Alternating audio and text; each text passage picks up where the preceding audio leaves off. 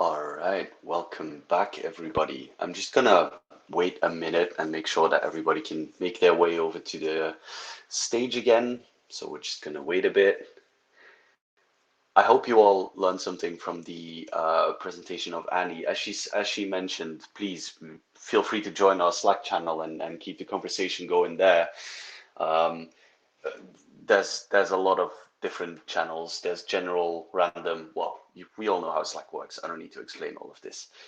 Uh, all right. I think most of us have switched over or will be joining us in the next 30 seconds. So that leaves me to introduce our second speaker, who's also a UX Antwerp volunteer. It is the full UX Antwerp night tonight. I very much love to welcome to the stage Pim. Let's see, can we get you in here? Ah, there you are. Hi there. Hi, Pim. And with that, I leave the stage to you. Okay, thanks. I'll just share my screen real quick.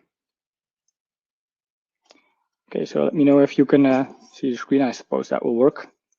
So yeah, it's dangerous to go alone. That's a bit of a catchphrase for people, I guess, my age or people who have an experience or a history in gaming. That's the kind of catchphrase they know has a background in the gaming industry. So in this talk, I'm going to kind of do some confessions, some revealing of my own personality and how my childhood, how gaming kind of influenced the way my identity reflects in my profession.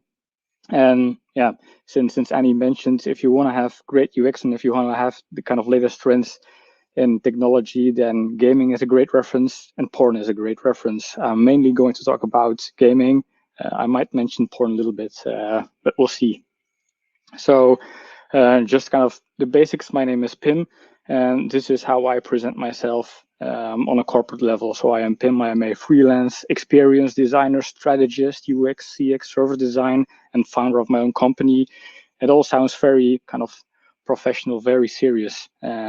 That's also in my description. I help organizations in their change to establish a delightful customer experience. I combine my experience in self-service design, storytelling with a background in technology, visual design, and I bridge business requirements with market needs. And I've also ticked all of the boxes to be found on LinkedIn. Basically, I followed a small course to make sure that people who are looking for my type of profile could find me. Because of course my name is Pim, and like I said, I am this super duper serious professional business kind of guy. I think people who know me know that's not really the case. Also, if I would ask my mom or my girlfriend or my colleagues, they would say, well, sure, that's kind of your LinkedIn profile, but you're slightly less serious. This is what my Twitter account looks like. So I'm Pim. I'm still a freelance experience designer. I'm still all of that, founder of my own company. But also, I kind of acknowledge that I have a slight Peter Pan syndrome. I am an AFOL, which is, for people who don't know, an adult fan of Lego, a serious one, basically. I'm a movie lover and a casual gamer. And as you can see from the header, it's no longer, let's say, the smooth MacBook, the smooth laptop. It kind of gives you a little hint on what my personality is and how the child in my head, how this person takes on every journey. So yeah, my name is Pim and I have a Peter Pan syndrome. I admit it. It's no secret, basically. Even in my private life, my girlfriend, she knows it. I'm a fan of Lego. I'm a fan of Star Wars. I think 2 years ago, there was a big Star Wars Lego set, kind of the biggest at the time, not anymore, unfortunately, but at that time, that was the biggest, so I had to have that one. And it was an iBoot, and I wanted to catch that deal, so I kind of asked my girlfriend, hey, is it my birthday yet? Kind of winking, I want this. My girlfriend can be very straightforward, very to the point. That's exactly what I need to kind of maintain and control my own personality. So she just said bluntly, well, no. So that was end of story. Not entirely. I think last year when COVID hit and I needed something to address my my spare time on the couch, I built it.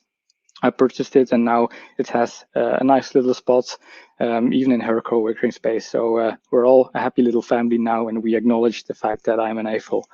It's not that bad since COVID. My girlfriend also started building some smaller sets, so that's quite funny.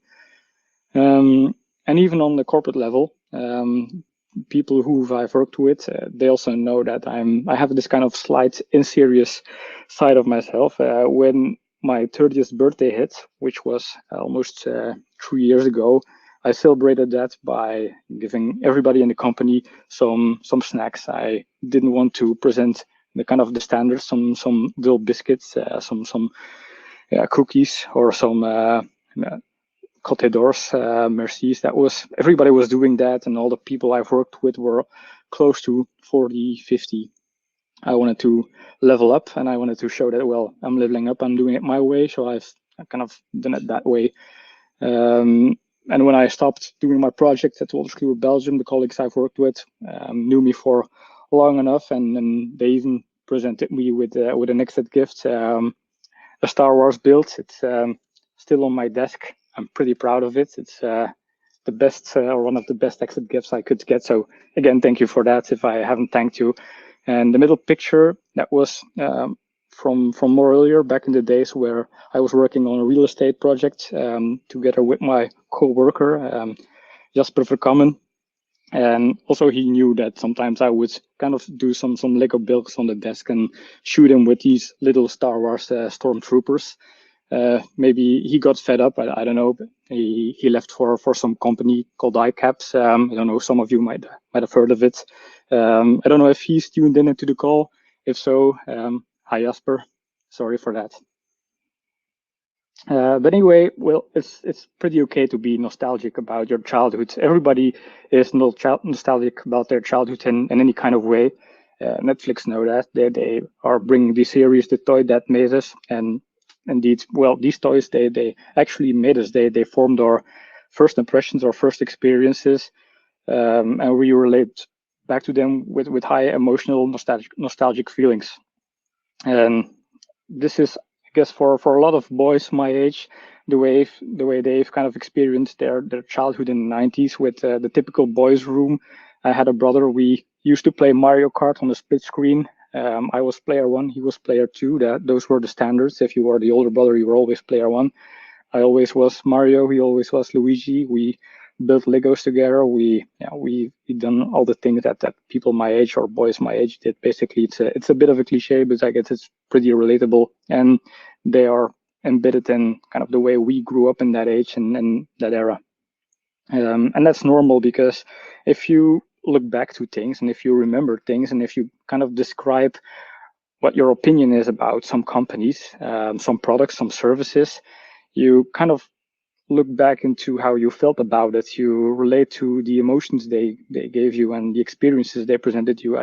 I kind of don't remember the technical specifics of a Nintendo. I know sometimes you had to blow the cartridge to make it work again, but that's, I guess, in anybody of my age, we knew how it was on a Christmas Day evening where we played GoldenEye with 4 players on the split screen, those kind of things. That was our childhood. And companies know that, and even great companies know that. They just make good stuff. Great companies, they don't just mine a market with a market opportunity. They don't just kind of sell stuff and make money out of it. Real great companies, they create unforgettable experiences, because they don't just sell a product one time, but they kind of retain a customer and create loyal customers, and maybe customers for life, customers who are bound to the brand and to the product for life. And I think if you have kind of looked at the background and the let's see the title slide of this presentation, this is also a piece of artwork, fan art created this kind of Zelda the Wind Waker remake. It was launched some months ago, I think maybe a little bit earlier, and that's pretty interesting to see that a company like Nintendo, who is building these games like Zelda, they don't just build these products, but 10 years, 20 years after they are released, still professionals, adults are so connected to these products and so connected to this experience. They find inspiration to create fan art, and not just kind of simple fan art. In this case, this was a pretty big build. It was a 3D build. They made all these kind of 3D models. This person had to do some research to find out what these models looked like. So I've posted it on my Twitter. It looks pretty amazing, and it basically kind of grasps the essence of the experience we all felt in our childhood. This looks more awesome, more smooth than it was in reality, but in our imagination, kind of exploring the open seas of Zelda Wind Waker was kind of in essence that. And that's an interesting metric. Basically, if you look at fan art as a metric, it gives you some sense of how loyal your community is, how your community feels about your brand, not one specific or two specific products, but just your brand identity in a whole. And a lot of these great companies, they have a very loyal community, almost a culture. Lego has these adult fans of Lego. Disney has a large adult fan base. A couple of months ago, we had somebody giving a talk on UX Beers, specifically on how Disney kind of experienced or inspired him in his day-to-day operations and in his life. And that was most probably the case with Vitor Macari as well. I'm not going to play the video since that will take too long. So yeah, it's interesting to know that doing awesome stuff and doing kind of going over the top and doing all of these extra details, that's not just bonus content. That's not just above average. I think companies taking themselves way too seriously will become dull and blind and clueless and are unable to reinvent themselves. A lot of companies were great innovators when they started, and then had a lot of talented and ambitious people building up the brand, building up the company, and at some point in time, those people left, or those people went for other opportunities, and a company becomes very financially driven, sales driven, just making sure that the OPEX and CAPEX balance is just good enough on a day-to-day basis and on a year-to-year basis. And these companies sooner or later fail to reinvent themselves and slide away out of the market. And even the best companies fail at that. I mean, my personal role models also fail at that. I've worked in companies, big corporates, who got so stuck with this kind of internal complexity that they no longer see how to innovate, and they struggle with that. At some point during one of my kind of days where I couldn't see the light of the end of the tunnel anymore, I kind of performed, which I called the service designer's Turing test. That was called Project Bonobo. I just, on a Friday afternoon, mapped out all of the kind of bingo buzzwords on one board, and just ask random colleagues, hey, I want to pitch you this kind of new idea I have, this new initiative, this new project. And I was presenting them with loads of crap and bullshit. And some of them kind of shut me up after a few minutes saying, well, this is just utterly kind of nonsense. What are you talking about? And they passed my Turing test, my Project Bonobo test. But others, they were kind of enthusiastic. Yeah, this is the way forward. This is what we need to do. And I can see this is where we have to invest in. This is what we should do as a company. We have to make all these APIs and dashboards and widgets and centralize the customer and all of this kind of stuff. And they were unable to see all of the nonsense in this. So in my opinion, those are the kind of zombies in a firm that no longer kind of distinguish nonsense from innovation. And even if you perform workshops and if you do the kind of service design exercises, we all promote and we all do. In some way, some of these larger businesses, they always end up with stating, okay, we need a new brand, we need a logo, we need to reinvent ourselves, put ourselves in the market with a new logo, we need a new website, we need an app, we need a customer portal, we need a BI dashboards, we need more data, we need to disclose our information with a RESTful API so third parties can connect and all of this kind of stuff. And I've been in so much of these workshops where you kind of hope to discover a new idea or to kind of scratch the surface of some new innovation part, and in the end it's just kind of a repetition of the same basic stuff, logo, website, app, dashboards, portal. And I think a lot of people working in consultancy and agencies, I think most of these people work on projects that are in the end tied up to one of these things. And even, as I said, the best fail. My personal role models, they also failed at this pitfall, and I personally failed as well. If you look at Disney, the kind of icon for creativity, the icon for animated graphics, they failed to reinvent themselves.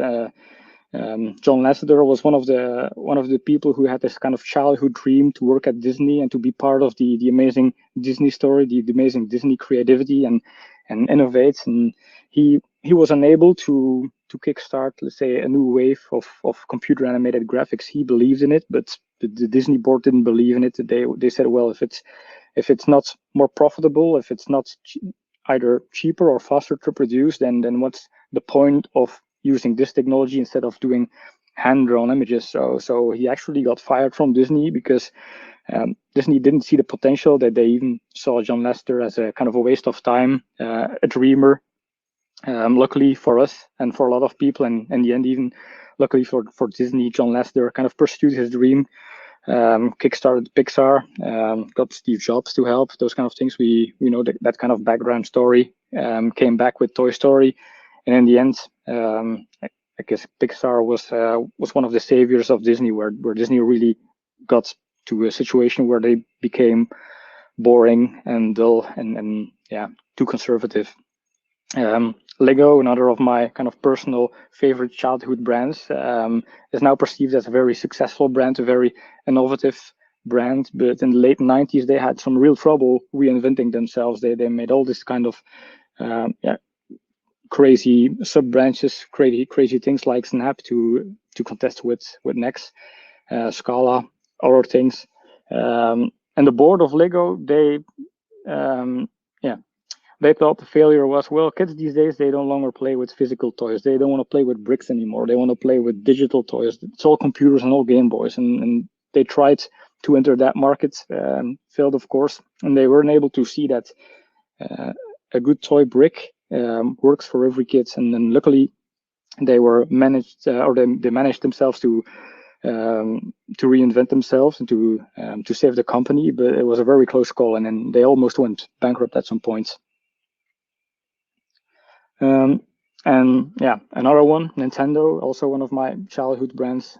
Not a lot of people would know that, but Nintendo, when back in the days where they were kind of the major game console producer, they partnered up with Sony to build their new console, and Sony was promoting the compact or the CD-ROM basically, and Nintendo had no faith in a CD-ROM. They believed that cartridges were the way to sell and to ship games at that point in time. So they parted off. The PlayStation, they kind of saw the potential in having a console driven by a CD-ROM. So PlayStation or Sony basically, they just kind of went on with producing the PlayStation, and now they're one of the biggest competitors, of course, of Sony and Microsoft in that market. So also Nintendo failed to see some innovation opportunities. And I guess at some point in time, a lot of big companies fail to innovate themselves and fail to see talent, even when that talent is on their own teams and when that talent is really pushing the boundaries and pushing the borders to change the course of that company. And they push these people out, and they have to bring them on board later down the stage, and luckily some do, others don't. But of course, failure is no unique thing. Failure happens to the best of us, and failure is basically a day-to-day operation. And to kind of continue on my confession story, I thought, well, maybe I should present some of the things I've bumped my head as a kid.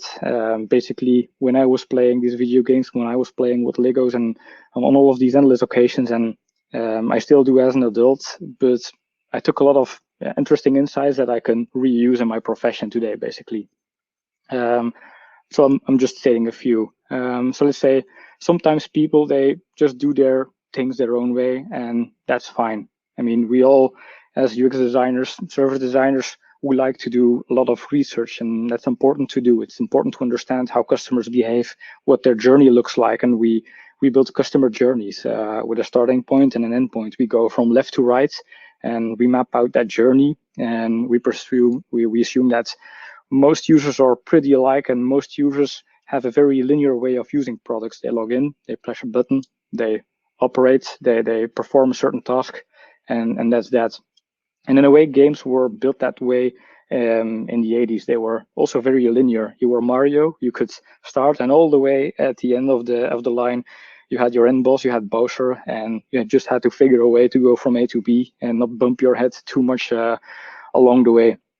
But as games became more realistic, they kind of became more realistic in the way we experience products and we experience life, basically. I think one of the major innovations in the 90s was where Nintendo was one of the pioneers of the concept of open world gaming, where they didn't assume that you would do everything in a linear path. You would just be presented with an open world with opportunities, with tasks, with missions, with dungeons, with enemies, with friends, with foes. And it was up to the player to decide how they would move through this open world and how they would address the problems they would face. And then due to technical restrictions, there was some kind of hidden linearity in those games. You would have to unlock a certain item to be able to access a dungeon, to be able to become stronger, better. So there was this kind of role playing aspects to to basically conclude the game and to reach an end boss. It was impossible to be to step your way up to the end boss and try to tackle him at once. You needed to do all of these side quests. And this is a screenshot of the latest Zelda game, where they kind of left the worlds completely open. And if you wanted to go back to the mountains, that was up to you. If you wanted to go to the swamps, or if you wanted to go to the end boss and try to beat him with zero experience, that was also a possibility, most likely to fail. But still, it was really up to a gamer to decide how they would experience an open world and how much time they would spend doing all of these side quests that were either necessary or some just, let's say, additional. Back in the 90s, there were some gamification elements, because most of these games, they didn't have a manual. They didn't have, let's say, a straightforward guideline on how to unlock things and how to make progress in these games. So a lot of these games had their version of a Clippy, and in Zelda we had a little fairy which was called Navy, and Navy was hinting you, hey, that door looks a bit funny, hey, maybe this person needs some help, and they were always kind of stating these little hints. The Great Taker Tree wanted us to go to visit the princess at the Hyrule Castle. Shouldn't we get going? Shouldn't we kind of head there first? I know you want to explore the swamps and the mountains and all of that, but it's probably not accessible. Unfortunately, as a kid, when I was 10 years old, my English wasn't that great. So in the end, I spent a lot of time just kind of randomly exploring and trying out stuff and hoping to kind of unlock things. So I spent months and months to really finish a game like this. But still, that's okay, and that's basically what people do. And even if there is a big threat, and if there is a kind of a big apocalypse to happen, sometimes you just kind of spin off away from the main team, and then you just do random stuff. And in Zelda, you could go out fishing. I mean, the world was in danger, cities were on fire, but hey, fishing was also fun, right? And I think that kind of sense of happiness, that kind of sense of free exploration and just kind of taking off the pressure and just enjoying things was part of why these worlds and these types of games were very successful. Even in COVID, a game like Animal Crossing was extremely successful because while we were all locked up inside, this game presented us with an open world with no enemies, no end bosses, just a place where you could explore, roam, gather things, collect things, build up friendships with imaginary friends. And yeah, people like that kind of stuff. And sometimes there were some kind of dark patterns. And in Super Mario 64, there was one level where you had a mama penguin and a baby penguin, and you were supposed to bring all the kind of baby penguins to the mother. But that was a floating level, and there was an edge with an infinity pit. And I think a lot of people try to, what if I would drop one of these baby penguins down in the void? Would they die? What would happen? Would they never come back again? I've tried that myself, and it was not so fun. It looked fun, but kind of hurt my feelings doing that. And a lot of people who played Super Mario 64, I can imagine, tried that and got a little tear out of that. But still, even in a company, we need to be able to enjoy ourselves once in a while. We all have our deadlines. We all have our tasks, or goals, or KPIs. But thank God it's Corporate Saturday sometimes. I've worked in a firm where, on a Friday afternoon. A lot of people just worked from home or dropped out of the office, and only some of the consultants and hardcore people remain at the office. So it was really like a desert in these landscape offices. And this is where we created a little game called the Wicked Wiki Wango Challenge. It was kind of silly, but fun. You had to try to navigate your way from a random wiki page to another random wiki page just by clicking internal links. And there was a competition. You could become the Wicked Wiki Wango champion. Yeah, for some people that was utterly stupid, just silly. But some of the type of colleagues I worked with and I like to work with enjoyed it, and I think that's one of the things I also need in a good project and a good company. You kind of release the pressure sometimes and just enjoy yourselves and be humans and peoples again.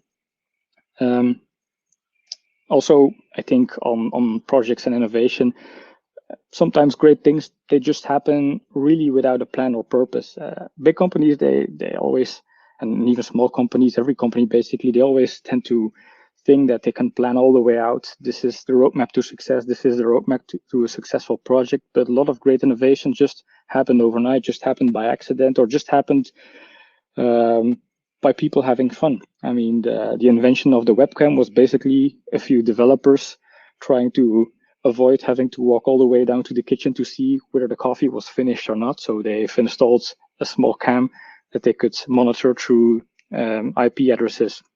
There was no bigger plan to that. There was no kind of huge purpose. It was just a silly idea, but the webcam was invented. And I think with all of us working in Zoom and MS Teams, it's one of the things we use the most on a day-to-day basis. GPS, the same thing. GPS was basically a random invention. At some point, the Russians, they brought a satellite into orbit, and to annoy the Americans, they just gave it a little ping, just to make sure the Americans were aware that the Russians were able to bring a satellite into orbit.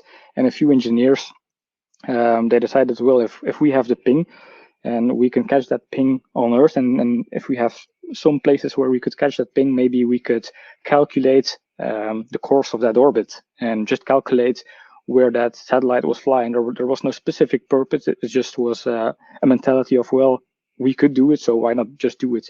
And for them, there was no kind of huge opportunity in that idea. But in the army, they kind of noticed that idea and noticed that invention, and they were thinking, what if we reverse the concept? What if instead of having a fixed point on Earth trying to locate a dynamic moving satellite, what if we have satellites in orbit where we know the precise location to try and pinpoint a specific location on Earth? Could we use that technology for navigation software for our submarines, atomic submarines, because that was a danger if a submarine had to surface.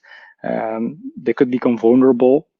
So if a submarine could navigate while remaining below surface using that type of technology, they could have a competitor advantage towards the Russians. And GPS was kind of more or less invented by accident like that.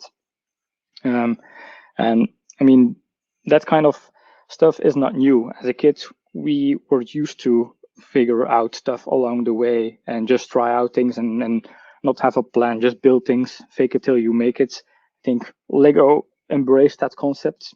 A pile of bricks is just a pile of bricks. It has no purpose. It has no end goal. It has no plan for it. It's just up to a kid to decide. I have a pile of brown bricks. If I put them together like this, now it becomes a giraffe. I've attended some Lego Serious workshops where the goal was create some animals. You have 5 minutes. It was extremely stressful. Nobody had a plan. Nobody kind of knew how to build a frog or a flamingo. You just started putting bricks together, and at some point it started to look like something. A pile of pink bricks started to look like a flamingo, so you would extend it. Well, if this would be the body, then this would be the head, this would be the tail, these would be the paws, and at some point you kind of create it out of your own imagination along the way. And Lego didn't just kind of recognize that, they really promoted that. Let kids be kids, let them use their imagination. Okay, we have these manuals and we have these sets. They are important to kind of learn how the design system works and how they can discover kind of building techniques. And then just make those first steps. But at some point in time, it's even more valuable if you just build stuff out of your own imagination and you just kind of do stuff along the way. And you can apply that principle anywhere. I think almost 5 years or even longer, we had a project where we had to do some type of marketing for Mechelen Campus. They were searching for a way to kind of put the spotlight on Mechelen Campus, promote the offices there. It was a project with offices, with Intervest offices and warehouses. And we just had a random idea. That was back in the days where there was a referendum: should we bring the clock back on the Mechelen Tower, yes or no? Eventually, that was a no. So we just had this random idea: what if we just put a clock on this tower and make the statement towards the present journalism? Well, we have the largest tower with a clock in Mechelen. So the Sint-Rombo's tower is no longer the big one. Kind of the big one is the one at Mechelen Campus. And we had about a week to transform that idea from a random idea into, let's say, an end project. There was a meeting, I guess, on a Wednesday. We pitched that idea to the stakeholders. They were quite enthusiastic, and they were saying, okay, but you can't build this in a week, right? So do you have a demo? Do you have a prototype? So we kind of puzzled together a quickie just by using Stack Overflow and using CodePen to kind of make them believe that we had a code base and it was just a matter of refurbishing it and scaling it. But we basically had nothing except of our kind of bold bluff. But they accepted it. They approved for the budget. And then we had a very stressful week to get all the logistics to present it on the tower. And there was a big button underneath on the ground floor. And at the point, there was a countdown. Somebody pressed the button, and then we projected the clock on the tower. And there was no technology involved. It was just a very fake experience. We had a colleague on the floor who was watching the button. As soon as the button was hit, she was waving towards us, we were standing on another building, and Jasper was basically holding a piece of paper in front of the lens and just put it away. But it worked. There was a drone filming it, and everybody was enthusiastic. So yeah, there was no big plan. It was just fake it till you make it. In other cases, sometimes you just have to accept that you're a plumber and start there. I think we all have seen lots of presentations. UX is not UI. UX is much more than UI. And if you're a UX consultant and you come into a project, in a lot of cases, you have to educate your client that you're more than just UI asset delivery vendor. And that UX is about research, is about getting to know your customer, getting outside of the building, doing interviews. And you can take two approaches. You could just hammer your boss and do the narrative and explain them why they don't get it, UX, and you do. And that's an approach, but it's a very hard approach. Sometimes you just have to accept, well, if their perception is I'm a UI designer, then I will do the best UI design I can and present them with, well, this product could look like this if the UI would look like this. And if they are convinced with a better UI, then you can address, well, this better UI assumes this, and this. And if we want to improve it, maybe it would be good to do some additional research and to take some liberties and take the time to really go for the innovative idea instead of just a conservative idea. And that's the kind of way how you kind of nudge your way into becoming a UX designer in places or environments where you are brought in as UI designer. And even gaming, that's a very core principle. You're never good enough to face the boss as of day one and minute one. And even games, they have this kind of locks where you have to achieve some stuff first and follow a certain path of evolution and growth. In Super Mario, you have to collect stars to unlock doors. And in Pokemon, you are unable to cut trees unless you have a Pokemon who has the ability to learn how to cut trees, and then that enables another opportunity, another mission, another challenge. So there's no way from going to 0 to 100 in one move. You have to kind of figure your way around and chop your way through the maze. So yeah, a little story on that. Dan Williams, stop playing video games at work. Give me a second. I have to find this boss. Punch. Right, I'm back. I wouldn't do that.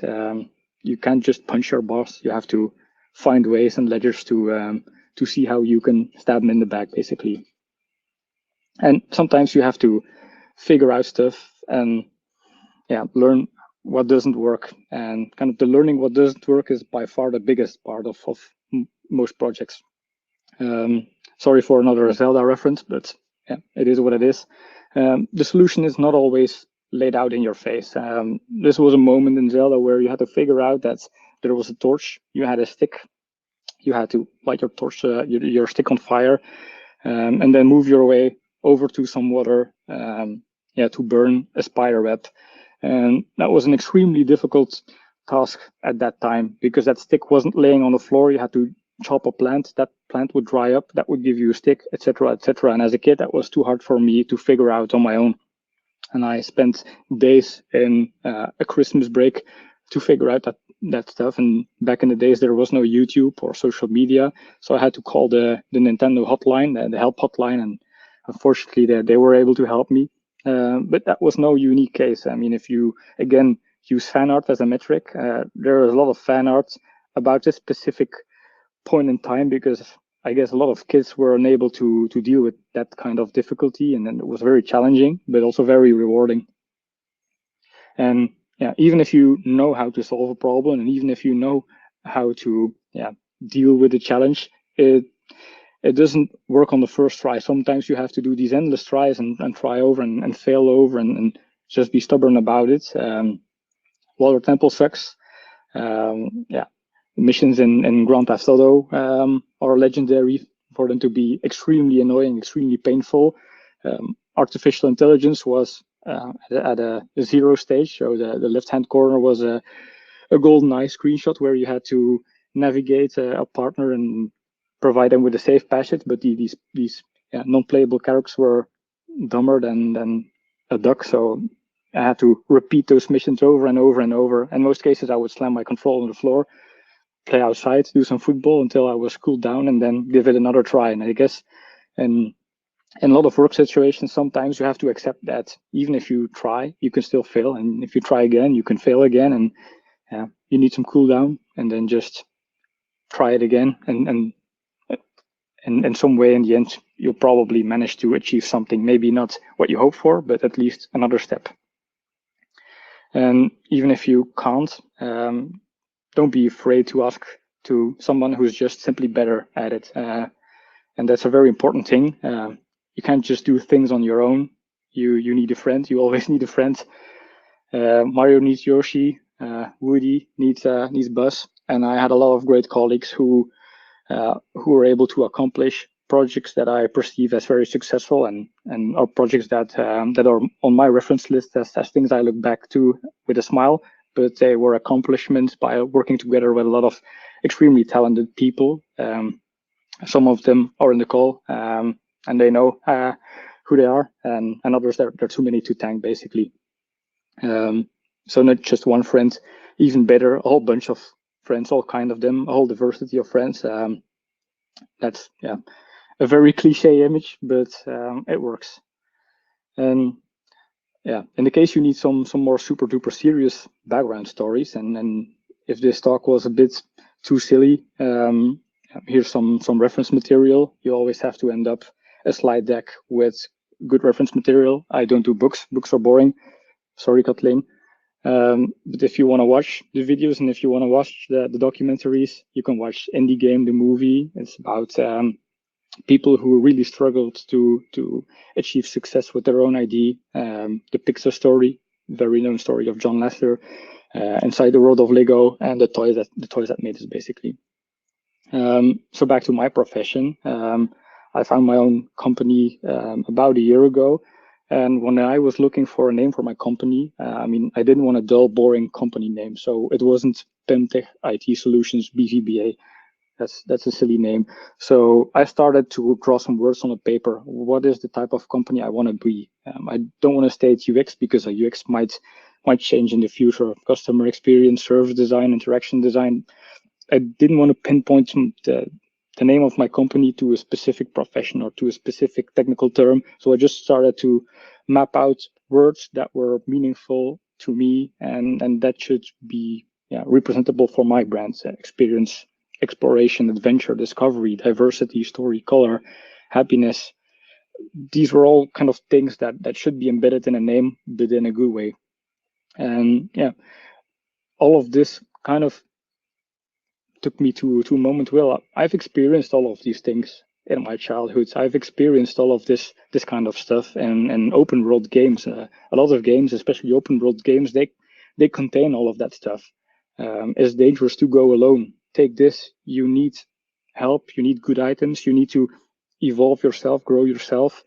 And every project is also kind of a discovery. There is no clear path to a success. It's always finding ways to achieve success. So I decided to name my company Open World with the idea that all of this kind of ideas and all of these concepts could be embedded in a good term that represent this.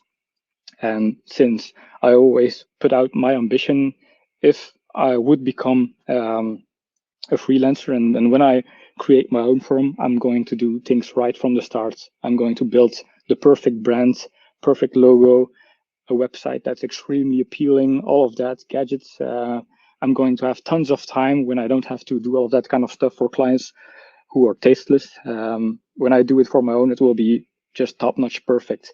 And today you are watching the current version of my logo and my brand. Basically, I have none. I just have the name of my company and my story and kind of my ID, but I didn't manage to get the time to rebuild all of that. There is a half-finished blog I started 6 months ago. It's in draft somewhere. So yeah, hi, my name is Pim, and I have a quest for you. I need a logo and a website. If any of you kind of know good people, good graphic designers, good website builders who are able to understand, this story basically, and could help me with a nice logo and a nice website, and to bring all of this into a very strong brand, I'm going to need your help, because I don't have the time to do it myself, basically. And probably there are a lot more people that are way more talented in building and creating these things. I just have some fancy words, but because this is what a consultant is being like. It's just words and opinions. But I need some people to actually build my stuff. Thanks.